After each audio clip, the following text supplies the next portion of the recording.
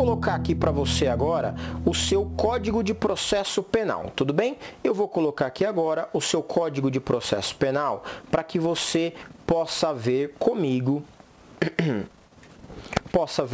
Você deve estar vendo aí agora quem está no Teams, tá? Quem está no Teams, o artigo 513. Então veja o que eu falei, dos crimes de responsabilidade do funcionário público. Você já sabe que esse nome está errado, equivocado. Artigo 513. Os crimes de responsabilidade do funcionário público, você troca isso por dos crimes funcionais praticados por funcionário público, artigo 312 a 326 do Código Penal, cujo processo e julgamento competirão ao juiz de direito, aqui normal, a queixa ou a denúncia será instruída com documentos de justificação que façam presumir a existência do delito e a declaração fundamentada e a apresentação de qualquer das provas. Ok, aqui ele está falando do óbvio. E artigo 514. Nos crimes afiançáveis, estando a denúncia ou a queixa em forma, o juiz mandará o que, senhores? Aqui é a diferenciação. Mandará notificar o acusado. Para responder pelo prazo de 15 dias. Mandará notificar o acusado para responder em 15 dias. Mandará notificar o acusado para responder em 15 dias. Mandará notificar o acusado para responder em 15 dias. Então, olha só a diferença. Você vai se lembrar do rito dos crimes praticados, dos crimes do rito do tráfico de drogas, da Lei 11.343. Você vai se lembrar. Lembra que havia defesa prévia anterior? Então, você, antes da citação, quando o juiz recebia a denúncia, o juiz ele abria prazo para a defesa prévia, que era antes da citação. Você lembra disso do rito de drogas. Aqui é quase igual, mas cuidado, não é a mesma forma. Cuidado, aqui é quase igual, porque assim como na lei de drogas, você tem a possibilidade de uma defesa antes da citação. Só que enquanto lá já era chamada defesa prévia e ela valia como resposta à acusação, lembra que eu disse para vocês que na lei de drogas você entregava a defesa prévia antes da citação e depois da citação a jurisprudência entendia que não havia mais momento para você, não te citava de novo para que você entregasse a resposta à acusação. Lembra disso? Aqui, nos crimes funcionais por funcionário público, é diferente. Aqui é diferente, porque aqui existe uma fase anterior chamada de defesa preliminar, ou como o próprio Código de Processo Penal chama, para responder por escrito. A resposta escrita preliminar ou defesa preliminar. Esta defesa preliminar tem um prazo de 15 dias. Essa defesa preliminar tem um prazo de 15 dias contado da notificação, então não é citação porque o acusado ainda não é réu e ele tem a oportunidade de entregar uma defesa preliminar. Qual o teor dessa defesa preliminar? Essa é a grande questão do rito especial dos crimes de funcionário público. Qual que é o teor desta defesa preliminar? É trabalhar sobre o mérito e tudo aquilo que você deseja se defender no processo? Não. A defesa preliminar do rito especial dos crimes praticados por funcionário público, ele tem como fundamento principal impedir o recebimento da peça acusatória. Então, a defesa preliminar tem como fundamento impedir o recebimento da defesa, ou melhor, da denúncia, da peça acusatória. Significa que, quais são os fundamentos?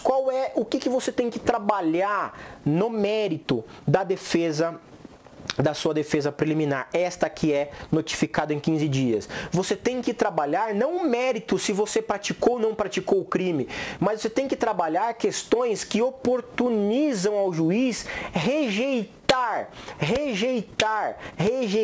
a peça acusatória. É isso mesmo. Então a defesa preliminar, como ela tem como fundamento impedir o recebimento da peça acusatória, o mérito que você tem que trabalhar não é o mérito se praticou ou não praticou o crime, mas sim o mérito da rejeição da peça acusatória. É claro que nos fundamentos desse recebimento, você tem que tentar dizer que, de alguma maneira, o seu cliente não praticou aquele crime, não é? Isso sim, isso faz parte. Então, trabalhando então, que ele não há autoria, não há provas. Só que veja, a grande diferença aqui para o rito das drogas é o seguinte: depois da defesa preliminar ser entregue, se o juiz receber a denúncia, o rito passa a ser, a partir daí, o rito ordinário.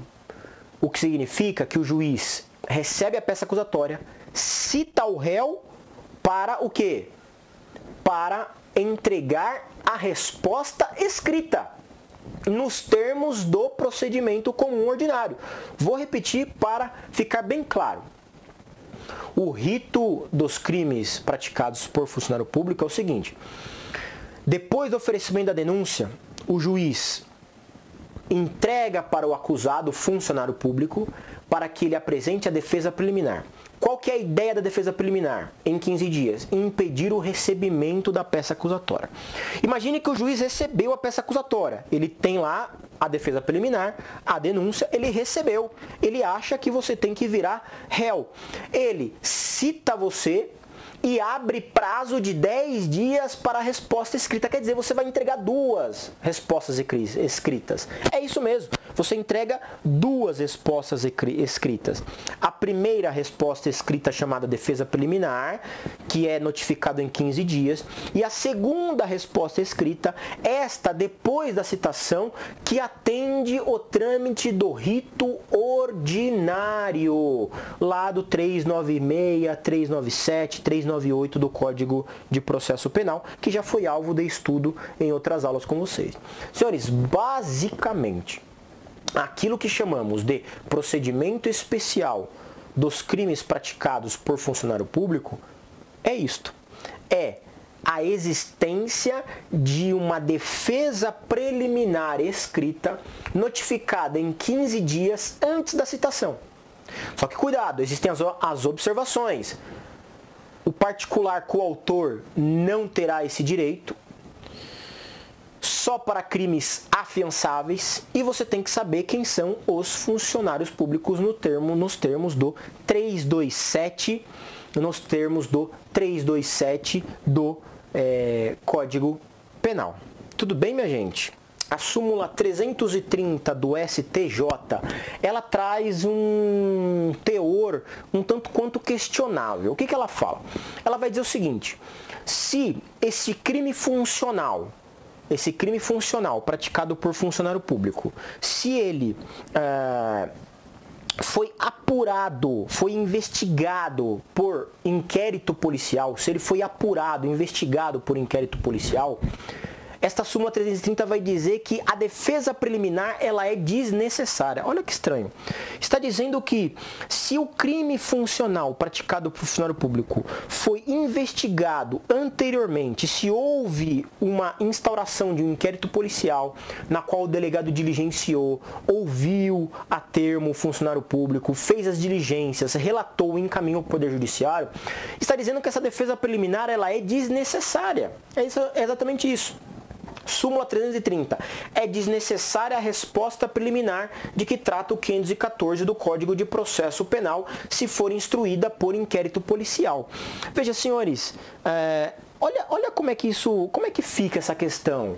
Olha que interessante. Você pensa assim, mas que tipo de crime não seria investigado pelo delegado de polícia? Como é que o Poder Judiciário, então, tem em mãos este compêndio, elementos de provas que o habilita a oferecer uma denúncia? Veja só, essa súmula ela tem uma finalidade de proteger apenas o funcionário público que não foi investigado por inquérito policial, mas que foi investigado por uma sindicância administrativa ou por um procedimento administrativo próprio do órgão a que ele pertence. Isso é muito comum. A maioria dos senhores não é funcionário público, mas eu te digo, é muito comum. Lá na administração pública, nós instauramos sindicâncias, processos, procedimentos administrativos para apurar eventuais faltas disciplinares que o funcionário público pratica. Então, eu, chefe de um funcionário público, recebo uma denúncia, uma informação, tomo conhecimento de ofício que ele praticou um ato desviante, um ato administrativo errado.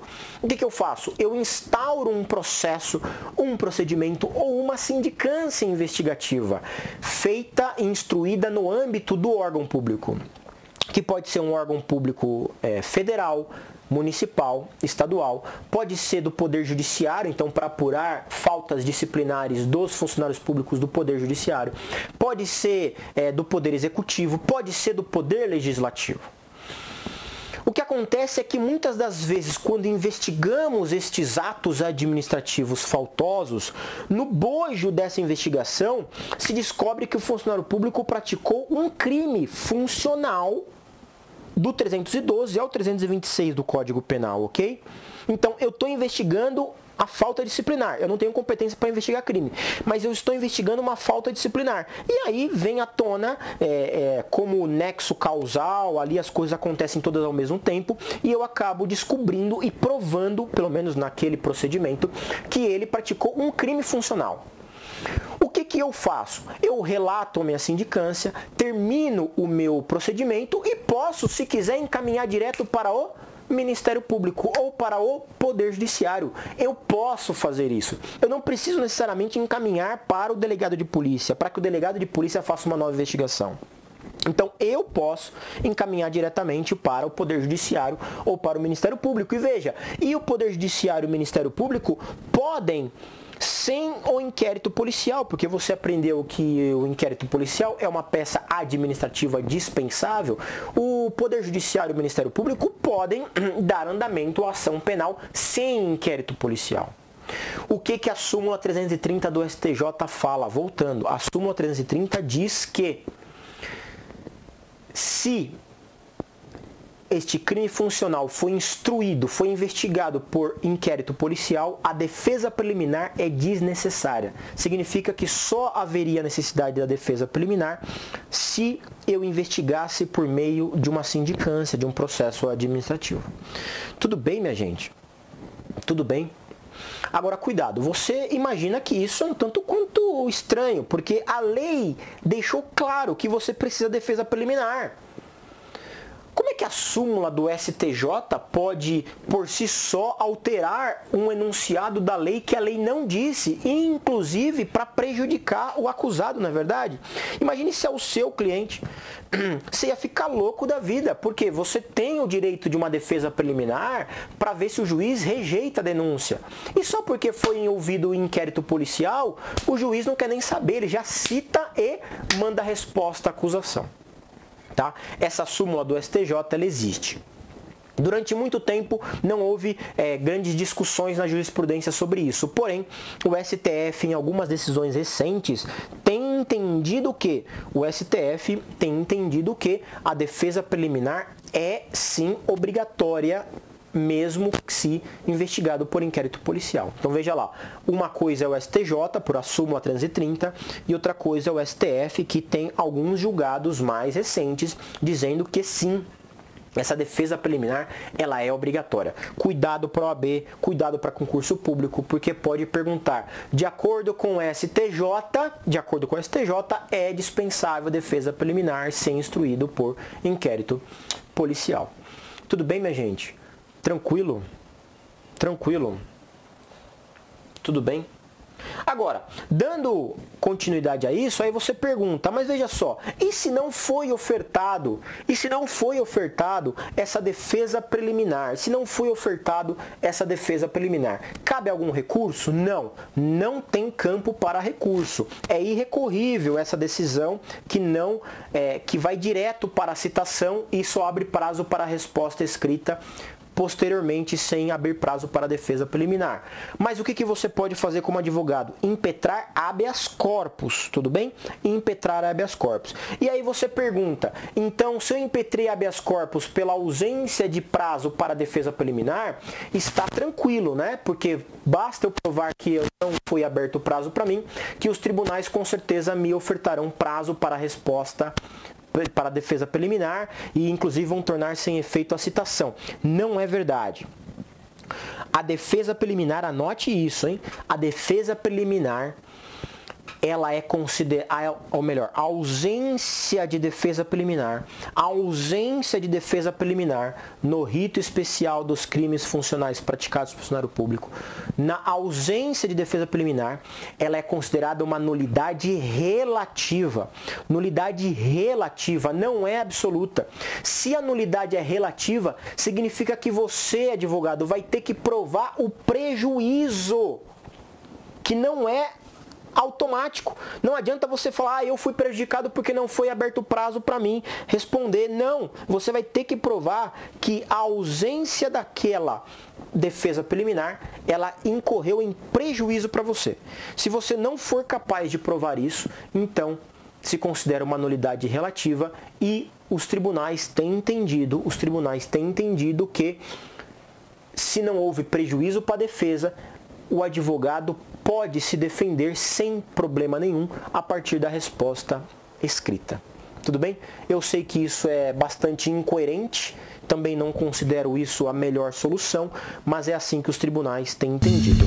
Tudo bem, gente?